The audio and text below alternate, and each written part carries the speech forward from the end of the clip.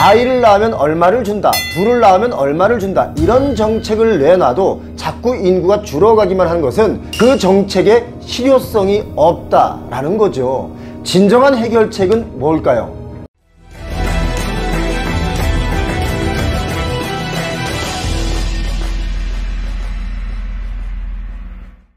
오늘 제가 여러분께 아주 깜짝 놀랄 만한 데이터를 가지고 여러분께서 꼭 아셔야 할 내용을 말씀드리겠습니다. 문제다, 걱정이다, 이렇게 막연하게만 생각을 했는데 수치를 보면 정말 보통 걱정이 아닙니다. 여러분 결혼하셨습니까?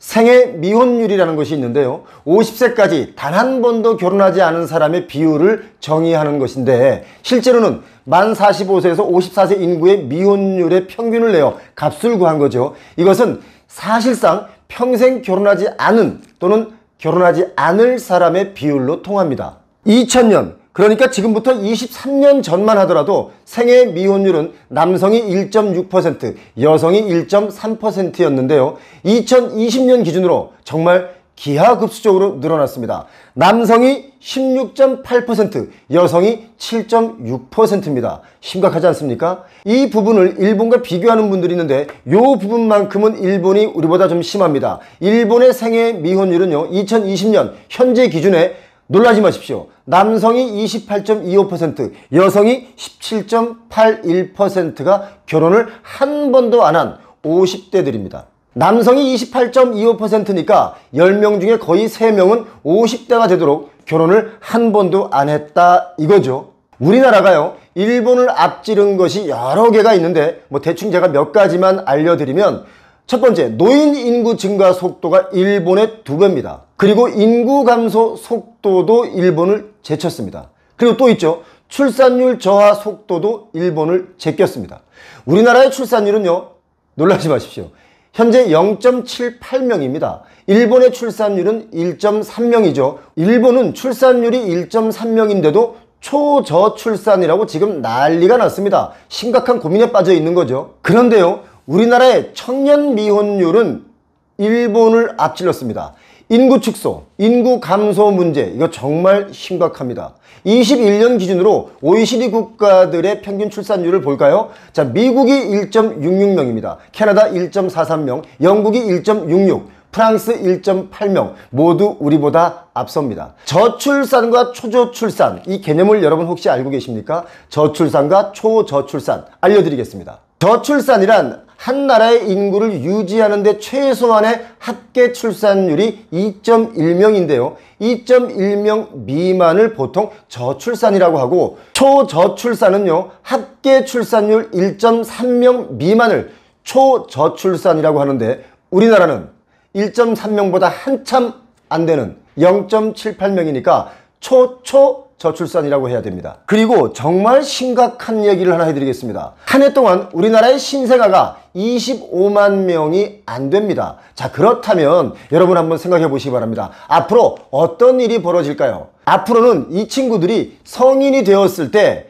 한 해에 90만 명이 태어난 지금의 50세들을 먹여 살려야 되는 그런 무시무시한 일들이 지금 예견되어 있는 겁니다. 25만 명이 돈을 벌어서 90만 명을 책임져야 하는 시대, 이거 여러분 정말 무서운 얘기 아닙니까? 정말 전쟁이 아니라면 이렇게 출산율이 저조한 것도 너무나도 이상한 일이라는 거죠. 우리 사회는 이미 교육의 문제, 주거의 문제로 아이들의 양육에 겁을 내는 청년 세대들이 늘어나고 있다. 이것이 저는 문제라고 봅니다. 아이를 낳으면 얼마를 준다, 둘을 낳으면 얼마를 준다, 이런 정책을 내놔도 자꾸 인구가 줄어가기만 하는 것은 그 정책에 실효성이 없다라는 거죠.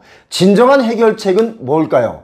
저는 교육의 문제, 주거의 문제에서 조금이라도 자유로워야 그나마 조금이라도 출산율이 올라갈 것이다, 이렇게 보는데, 여러분 생각은 어떻습니까? 지금 우리들의 청년 세대들은요, 부모의 도움 없이 살아가는 건 너무나도 힘든 일입니다. 313만 9천 명은 부모의 경제적 도움을 받아서 생활하고 있다, 이런 조사 결과가 나왔죠. 현재 20대의 인구는 730만 정도 되는데요, 청년의 절반이 부모의 도움 없이는 자립이 어렵습니다. 이 중에 65만 명은요, 한창 일할 나이인 30, 40대로 조사가 됐습니다. 이건 정말 여러분 심각한 일 아닙니까? 경제활동을 하는 인구의 42.9%는요 본인이 돈을 벌어서 생활비의 원천을 마련했다고 하고요. 나머진 우리 부모님이나 아니면 또 다른 것에 도움을 받았다는 뜻입니다. 이 통계를 뒤집어 보면 참 우리의 형님들이신 6070 되시는 분들 정말 힘든 세대였습니다. 부모님 모셨죠. 또 이제는 자식까지 모셔야 하는 참 어려운 시대를 살아오신 분들입니다. 6070 어르신들께 진심으로 존경의 박수를 보내드립니다. 지금 우리나라는 미혼 인구가 늘어나면서 1인 가구가 엄청난 속도로 늘어나고 있습니다. 중요한 것은 모든 연령대에서 미혼 인구 비중이 증가하고 있다는 건데요. 2020년 기준에 30대 중에 남성은 50%, 여성은 33.6%가 미혼입니다. 이걸 2년이 지난 22년 작년 기준으로 본다면 대략적인 통계는 이렇습니다. 그러니까 83년생 40살이죠. 미혼율이 40%입니다. 40살이 미혼율이 40%. 88년생 올림픽 때 태어나신 분들인데 이분들이 35살이죠. 미혼율이 여러분 놀라지 마십시오. 75%입니다. 이거 정말 뭐라고 설명할 수조차 없는 심각한 상황입니다. 현재 우리나라의 1인 가구는요 21년까지의 통계로 본다면 716만 명입니다. 비율로는 33.4%죠 1인 가구 800만 시대를 이미 예고하고 있습니다. 저는 이걸 보면서 이런 생각을 했습니다. 1인 가구가 1인 가구끼리 잘 만나서 결혼을 하면 참 좋을 텐데 라는 생각이요. 그렇지 않습니까? 그런데 1인 가구의 사람들에게 물어봤습니다. 왜 1인 가구, 그러니까 혼자 사는 사람과 연애를 하지 않느냐 라고 물었더니 결혼하자고 할까봐 부담된다는 이유가 아주 컸습니다. 그래서 그런 부담 주지 않는 사람과 연애하는 게 좋다 이런 얘기를 합니다.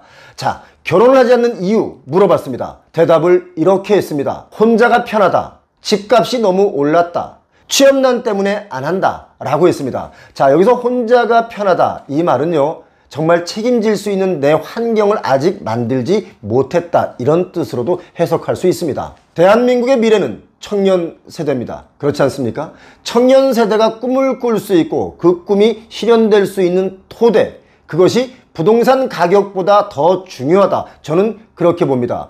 대한민국의 미래는 부동산 개발, 부동산 가격이 아닙니다. 표영호TV를 구독하시는 모든 분들께 행운과 또 그 노력에 결실이 있기를 응원드리겠습니다. 아울러 아직도 구독을 하지 않고 눈팅만 하시고 하품하면서 다른 영상을 찾아서 냅다 튀시는 분들이 있다면 그건 반칙입니다. 자, 반칙 없는 구독 부탁드리겠습니다. 여러분 부자 되십시오.